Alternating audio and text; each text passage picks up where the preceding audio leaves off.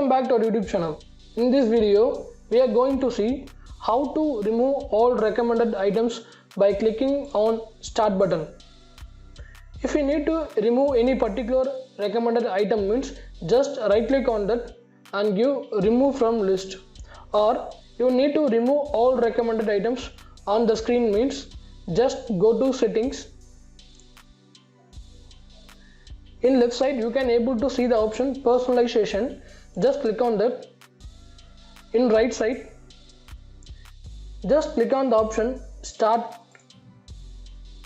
Here you can able to see the you recently added apps and recently used apps and recently opened items on File Explorer. By turning off all those things, you can't able to see the recommended items, and to show, and if you need all the recommended items to be shown on the screen means just click on the start settings. Now enable all three options,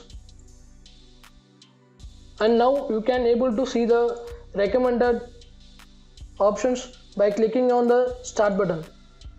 I hope this video is very useful for you. If you really like this video, do like, share, comment and subscribe.